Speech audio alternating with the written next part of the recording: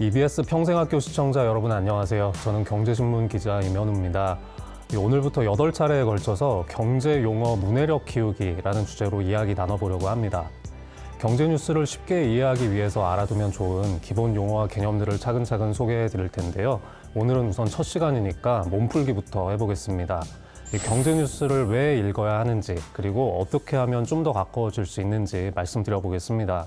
새해가 되면 이런저런 결심들을 하게 되죠. 이제 많은 분들께서 올해는 재테크에 성공하기 위해서 경제 공부 꼭 해야 되겠다, 이런 목표도 많이 세우셨을 것 같습니다.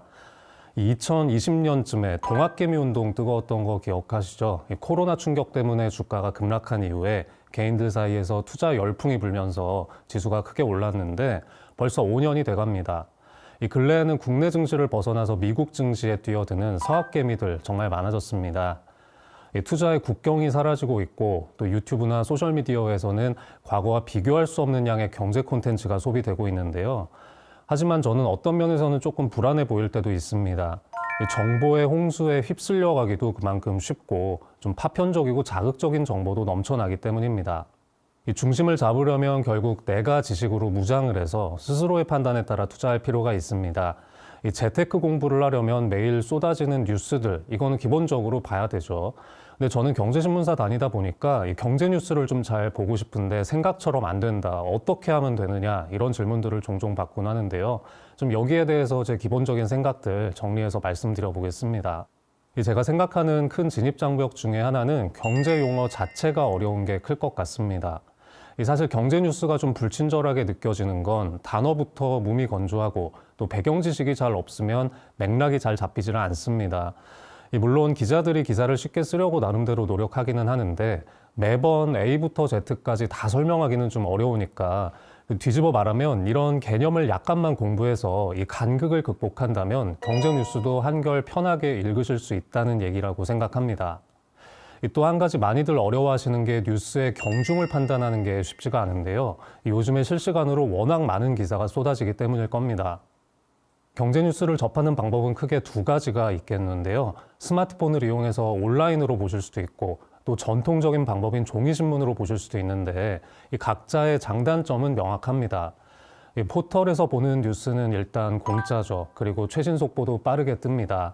하지만 인공지능, AI가 배열한 뉴스가 쫙 나오고 우리는 거기에서 마음에 드는 거를 눌러서 보는 방식이다 보니까 이 경제에 익숙하지 않은 분들은 어떤 뉴스가 중요한 건지 좀 판단하기가 어려우실 수 있습니다. 더구나 읽고 싶은 기사만 자꾸 알고리즘 때문에 편식하게 읽게 되는 이런 단점도 있고요. 반면에 종이신문 같은 것들은 유료죠. 한 달치를 구독하면 2만 원이 넘어가는데 요즘처럼 지갑 얇아질 때는 좀 부담될 수는 있습니다. 다만 가장 정제돼 있는 정보를 뛰어난 가성비로 접할 수 있다. 이거는 좀 장점이라고 생각합니다. 중요한 뉴스를 선별해서 온라인 뉴스에 비해 한결 검증되고 정리된 정보를 얻을 수 있다는 건 이런 종이신문의 분명한 강점일 것 같습니다. 꼭 알아야 할 뉴스라면 앞에 나오고 크게 나온다, 이런 것도 많이들 아시죠? 좀 뉴스 가치 판단을 쉽게 도와주는 것들입니다. 또 이 경제와 관련된 사설이나 칼럼을 읽으면 찬성, 반대, 이 양쪽의 논거를 비교해 보면서 좀 이슈를 바라보는 관점을 만들어 가는 데 도움이 되기도 합니다.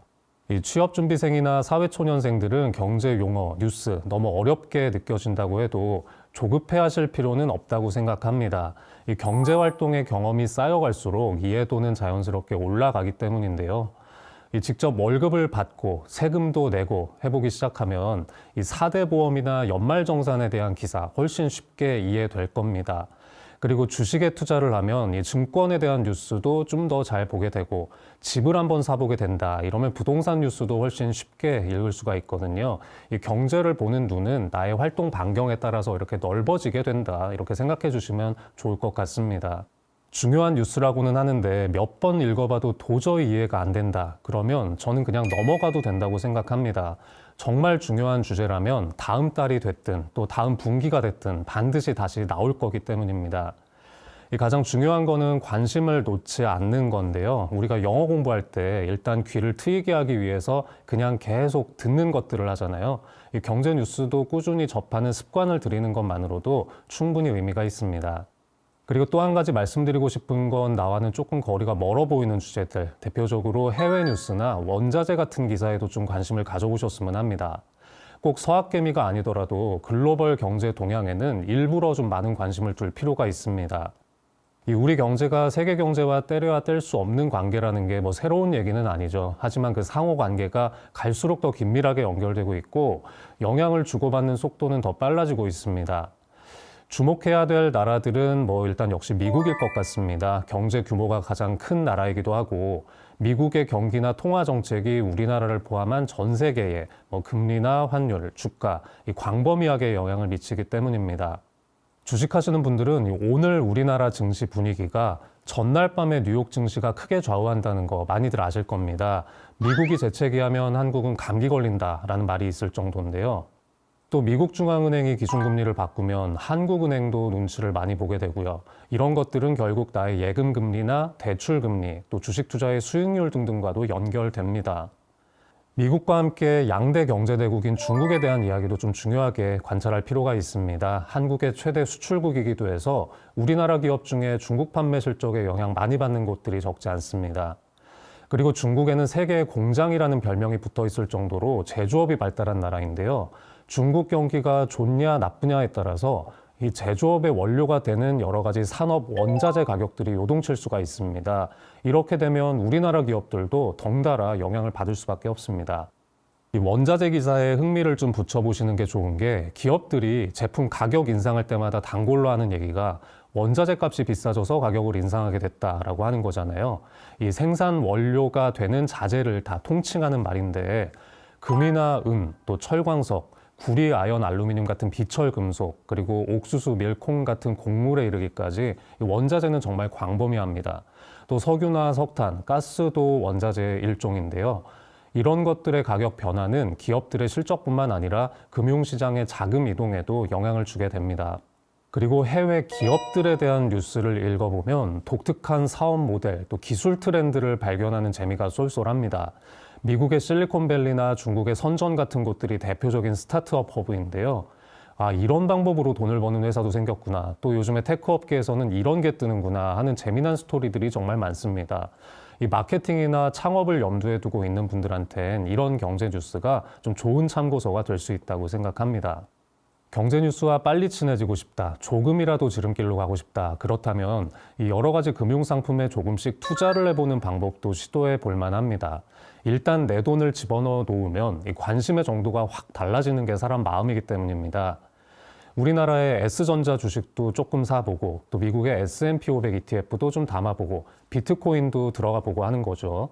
물론 손실이 나더라도 수업료 냈다라고 생각하고 넘길 수 있을 정도로 불안해하시지 않을 정도로 소액이 좋을 것 같습니다. 한국의 주력 산업으로 반도체나 자동차, 석유화학이나 디스플레이, 철강 같은 것들 있죠. 만약에 이 중에 어떤 회사 주식을 갖고 있다면 이 업종과 관련된 뉴스에 대해서 자동적으로 또 관심이 생기는 경우를 많이 느끼시게 될 겁니다. 여러분들께서 경제 뉴스를 통해 평소에 보셨던 금리나 환율, 유가 같은 이런 외부 변수들이 각각의 기업에 어떤 영향을 주는가 이런 것들을 관찰하면서 분석해 보시면 정말 많이 공부가 될 것 같습니다. 되돌아보면 우리는 초등학교, 중학교, 고등학교, 이 12년 학교를 다니는 동안 돈을 다루는 이런 실전적인 방법에 대한 교육은 촘촘하게 받지는 못하는 것 같습니다. 그래서인지 경제나 금융 지식에 있어서도 개인별 편차가 너무나 큰 게 현실입니다. 대학생이나 새내기 직장인들뿐만이 아니라 산전수전을 다 겪었다고 하는 중장년층도 그렇게 예외가 아닙니다. 2025년 들어서 우리나라 경제 전망이 밝지 않다고들 많이 합니다. 불황이나 침체, 긴축이나 위기 이런 암울한 단어들이 뉴스에 넘쳐나고 있는데요. 어려울수록 기본으로 돌아가라고 했습니다. 이렇게 모두가 몸을 사리는 시기가 다시 차분하게 경제 공부를 시작하기에 좀 더 좋은 시기는 아닐까요? 장기적으로 보면 기회는 반드시 돌아오게 돼 있기 때문에 그 기회를 잡을 수 있도록 기본기를 다져 놓자는 겁니다. 이 돈이 몰릴 투자처를 찾기에 앞서서 돈이 어떻게 움직이는지 이 읽는 눈을 키워두자는 겁니다. 경제기사를 꾸준히 읽으면 일단은 재테크나 취업에도 이득이지만 장기적으로는 세상을 보는 시각을 넓히는 데도 많은 도움을 줍니다. 수요와 공급, 또 비용과 효용 이런 것들이 이제 경제학의 대표적인 원리들인데요. 이런 걸 활용해서 이 복잡 다단한 현상들을 보면 좀 본질을 한결 명쾌하게 파악할 수도 있습니다. 앞으로 강의를 통해서 경제 뉴스에 많이 나오는 개념들 설명해 드리면서 하나씩 좀 짚어가 보겠습니다. 경제 너무 어렵다라고 생각하셨다면 저랑 잠시 함께하는 시간이 좀 막연한 거리감을 좁히는 데 도움이 됐으면 좋겠습니다. 저는 다음 시간에 찾아뵙겠습니다. 감사합니다.